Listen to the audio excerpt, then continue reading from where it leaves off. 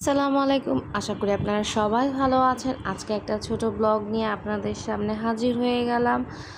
আশা করি ভালো লাগবে। তো আমরা চেষ্টা করি সপ্তাহে ১ দিন বা ২ দিন একটু ঘুরতে যেতে।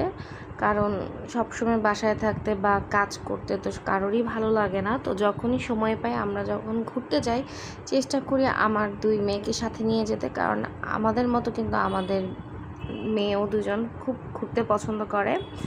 তো বাসার আশেপাশে হলে আমরা কিন্তু আমাদের পছন্দের একটা জায়গায় চলে যাই। তো যারা জায়গাটা চিনে তারা কিন্তু বুঝতে পারছে কোথায় যাচ্ছি। আমরা চলে গিয়েছিলাম চাষার মোড়ে। ওখানে অনেক ধরনের খাবার পাওয়া যায় আর অনেক রেস্টুরেন্ট আছে একসাথে, তার জন্য আমার ভালো লাগে ওই জায়গাটা। তো যখন ঘুরতে ঘুরতে মনে হলো যে একটু ডিনার করে যাই, তো চাষার মোড়ে আমার পছন্দের রেস্টুরেন্টে চলে গিয়েছিলাম। আমার কেন যেন এই রেস্টুরেন্টের খাবার খুবই ভালো লাগে। আমি জানি না কার কেমন লাগে। আমার কাছে কাচ্চি মানে মানে এই রেস্টুরেন্টের কাচ্চি আমার সবচেয়ে বেশি ভালো লাগে। আমি অন্য জায়গার থেকে এই রেস্টুরেন্টের কাচ্চিটা বেশি পছন্দ করি খেতে। তো গেলেই আমাদের সবসময় মাটন কাচ্চিটা খাওয়া হয়। তো মাটন কাচ্চির সাথে কিন্তু এবার আমি আবার একটা রোস্টও নিয়েছিলাম। তো আমার হাজব্যান্ড রোস্ট পছন্দ করে না, তো ও নেয়নি, তো আমি নিয়েছিলাম। তো প্রথমেই মাটন কাচ্চিটা নিলাম, তারপর একটু লেবু চিপে নিলাম। তারপর ওদের কাচ্চিতে বড় বড় আলু দেয়, তো কিছু আলু ভেঙে নিলাম, নিয়ে মাখিয়ে খাবো।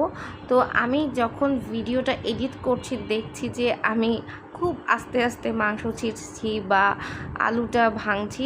আসলে আমি ভিডিও অন করে আশেপাশে আমার বাচ্চাদের দেখছিলাম কি করছে না করছে, এই জন্য আর কি। আমার ছোটো মেয়েটা কখনোই রেস্টুরেন্টে গেলে এক জায়গায় বসে না, ও পুরো রেস্টুরেন্ট ঘুরে বেড়াবে, সবার সাথে কথা বলবে, সবাইকে চিপস দিবে, এরকম করে। তো এরকম একটু লেবু দিয়ে মাংস দিয়ে আলু দিয়ে মেখে খেতে কিন্তু খুব ভালো লাগছিল। তারপর আমার রোস্ট চলে এসেছিল, তো রোস্টটাও নিয়ে নিলাম। আমার কাছে ওনাদের কাচ্চিটা বেশি ভালো লাগে রোস্টের থেকে। আমার কাছে আসলে আমার শাশুড়ি মায়ের হাতের রোস্টটা বেশি মজা লাগে যে কোনো জায়গার রোস্টের থেকে। উনি খুব কম মশলায় খুব মজার রোস্ট রান্না করেন।